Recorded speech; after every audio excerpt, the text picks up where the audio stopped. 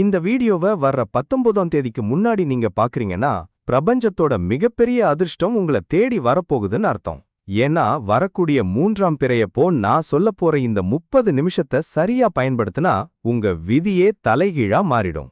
உங்க வீட்ல இருக்கிற தீராட கஷ்டங்கள் எல்லாம் ஒரேடியா விலகி நிம்மதி பெருக நம்ம சேனலை சப்ஸ்கிரைப் பண்ணிட்டு கமெண்ட்ல ஓம் நமசிவாயன்னு சொல்லுங்க.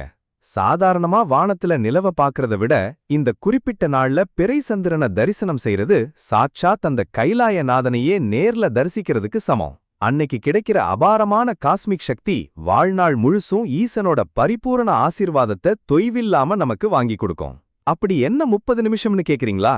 அன்றைய தினம் மாலை சரியா 6:30 மணிலிருந்து 7 மணி வரைக்கும் உள்ள அந்த அரை மணி நேரத்துல மறக்காம பிறைய தரிசனம் செய்யணும். இப்படி மனமுருகி வேண்டுனா குடும்ப உறவுகளுக்கு நடுவுல விரிசல் இருந்தா ஒன்னு சேரும், உங்களை சுத்தி இருக்கிற கண் திருஷ்டிகள் முழுசா விலகும், தீராத உடல் உபாதைகள், மன அழுத்தம், நீங்க செஞ்ச பூர்வ ஜென்ம கர்ம வினைகள் எல்லாம் நெருப்புல போட்ட பஞ்சு மாதிரி எரிஞ்சு சாம்பலாகும், வீட்ல செல்வ மழை பொழியும். ஆனா இங்க நீங்க ரொம்ப எச்சரிக்கையா இருக்க வேண்டிய விஷயம் என்னன்னா, அந்த புனிதமான நாள்ல எந்த ஜீவராசியையும் துன்புறுத்துவதோ அடுத்தவங்களை கேலி கிண்டல் செய்யறதோ தவறான வழியில் நடப்பதோ கூடவே கூடாது.